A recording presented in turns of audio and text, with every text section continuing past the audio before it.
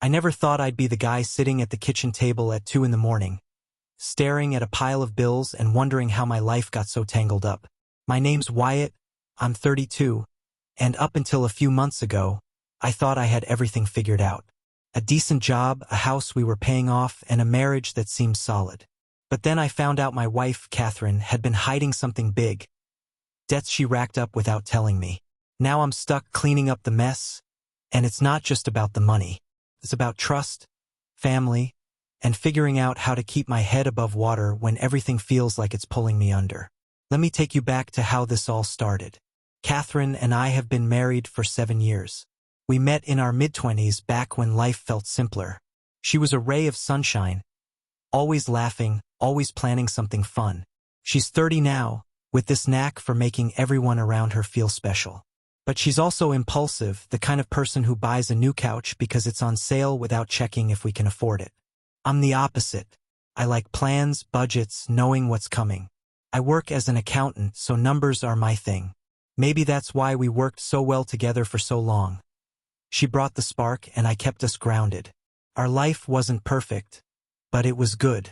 We had a small house in a quiet neighborhood, a dog named Rusty, and dreams of starting a family someday. Catherine worked part-time at a boutique downtown, mostly because she loved chatting with customers, not because the pay was great. I handled most of our finances, or so I thought. She'd always say, "Wyatt, you're so good with money, I don't even want to mess with it." I took it as a compliment. Turns out it was her way of keeping me in the dark. It all came crashing down about 6 months ago. I got a call from a collection agency, which was weird because I'm obsessive about paying bills on time. The guy on the phone was polite but firm, asking about a credit card balance of $12,000. I laughed at first, thinking it was a scam. "Wrong guy," I told him. But then he read off Catherine's name and our address. My stomach dropped. I told him I'd call back and hung up, my hands shaking. When I asked Catherine about it that night, she was in the middle of cooking dinner, humming to herself. I tried to keep my voice calm.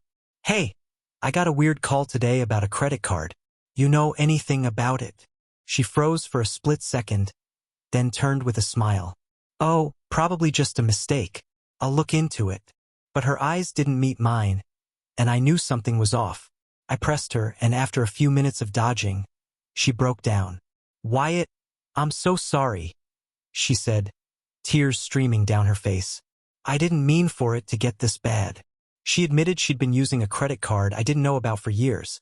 Shopping sprees, vacations she insisted we deserved, even helping her sister Dorothy with rent when she was between jobs.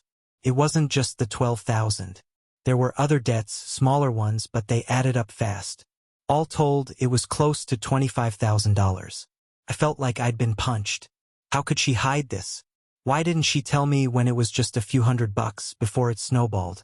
The worst part wasn't even the money. It was the lying. Every time she smiled and said we were fine, every time she bought me a coffee or planned a date night, she knew about this secret eating away at us. I couldn't look at her the same way. But I didn't walk away. I loved her and I wanted to fix this. That's when the real problems started piling up. The first big issue was figuring out how to pay it off. My salary covered our mortgage, utilities, and basics, but there wasn't much left for extras. Catherine's part-time job barely made a dent. I started crunching numbers, cutting corners wherever I could. No more eating out, no more streaming subscriptions, no more weekend trips. I even sold my old motorcycle, which I'd been fixing up for years. That hurt more than I expected. It was my one hobby, my escape. Catherine promised to chip in, but her hours at the boutique were inconsistent, and she didn't seem to grasp how deep we were in it. She'd still come home with little things. A new scarf, a candle, saying, "It was only $10, Wyatt, relax." It drove me up the wall. Then there was her family, which made everything messier. Catherine's sister, Dorothy, is 28 and a total wild card. She's sweet but unreliable, always bouncing between jobs and boyfriends. Apparently, Catherine had been bailing her out for years. Rent, car repairs, you name it.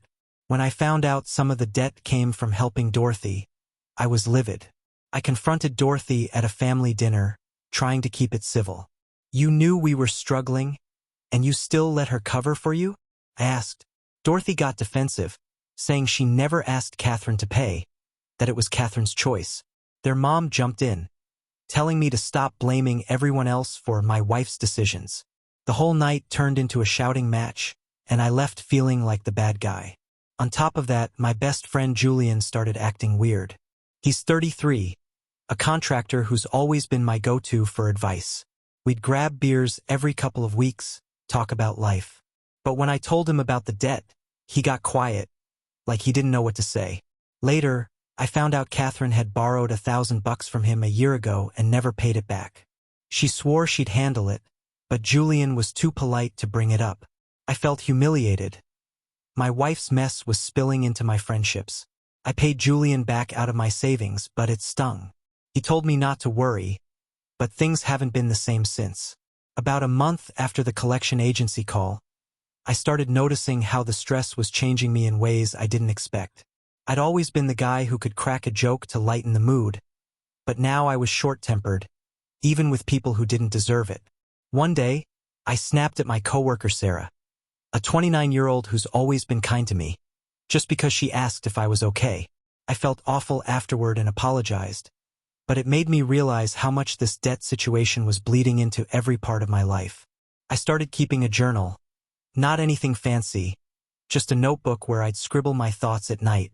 It was a way to get the anger out without unloading it on Catherine or anyone else. Then there was the time I ran into my old high school buddy, Mark, at the grocery store. He's 32 like me, always been a bit of a dreamer, talking about starting his own business. When he asked how I was doing, I gave the usual fine, but he saw right through me. Over coffee, I spilled a bit of what was going on. Not the whole story, just enough. Mark didn't judge. He just listened and said, "Man, you're carrying a lot. Don't forget to take care of yourself too." It was simple, but it stuck with me. I started taking short walks after dinner, just me and Rusty, to clear my head. Those moments became my lifeline, a way to feel like myself again. The stress started getting to me. I wasn't sleeping, and work was suffering. My boss, Christian, is a decent guy, but he's all about results. I missed a deadline on a big client's tax filing because I was too busy dealing with collection calls. Christian pulled me aside and said, "Wyatt, you're slipping. Get it together." I couldn't tell him the truth, it was too personal. So I just nodded and promised to do better. But inside, I was drowning. Catherine and I fought more than ever. I'd come home exhausted, and she'd be upset that I was distant. I tried explaining how much pressure I was under, but she'd turn it around, saying I was making her feel like a failure. One night it got bad.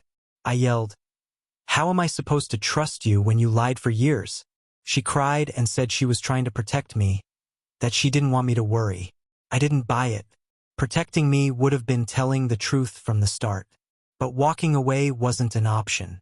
I kept thinking about the good times, how she'd surprise me with breakfast in bed, how we'd laugh until we couldn't breathe. I didn't want to lose that, so I came up with a plan. First, I consolidated the debts into one loan with a lower interest rate. It wasn't perfect, but it bought us time. I took on freelance accounting work at night, even though it meant less sleep. I also sat Catherine down and laid it all out. No more secrets, no more spending without talking to me first. She agreed, but I could tell she didn't like it. The trickier part was her family. I wasn't going to let Dorothy off the hook. I met her for coffee and said, "If you want to be part of our lives, you need to step up. Pay Catherine back, even if it's $20 a month." To my surprise, she agreed. She's been sending small payments, and while it's not much, it's something. Their mom still thinks I'm too hard on everyone, but I don't care. I'm protecting what's mine. The biggest move came when I started looking at our long-term picture. Paying off the debt was one thing, but I wanted us to be stronger for it. I enrolled in an online course to get certified as a financial advisor.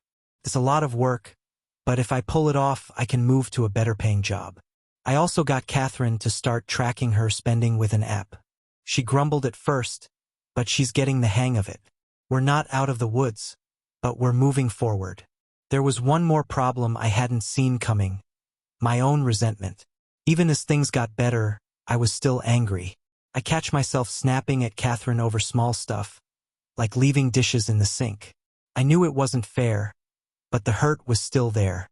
So I started talking to a counselor, just someone online I could vent to. It helped me see that rebuilding trust takes time, and I couldn't keep punishing her forever. I didn't tell Catherine about it. She'd probably feel worse if she knew, but it's made me a better husband. Looking back, I'm proud of how I handled it. Could have given up, but I didn't. Today, we've paid off about a third of the debt, and I'm on track to finish my certification by next year. Catherine's working more hours now, and we're starting to feel like a team again. Our house is still ours, Rusty's still wagging his tail, and we're even talking about kids again, though that's a ways off. But I'm not naive. Trust is fragile, and I'm still watching our accounts like a hawk. Sometimes I wonder if I'm doing enough, or if I'm being too hard on Catherine. That's where I need your take. If you were me, what would you do next? Keep pushing like I am? Or try something else? Did I make the right calls? Or is there a better way to handle this? I'd love to hear your thoughts, because even now, I'm figuring it out one step at a time. Appreciate you watching. Give it a like, hit subscribe, and catch more drama next time.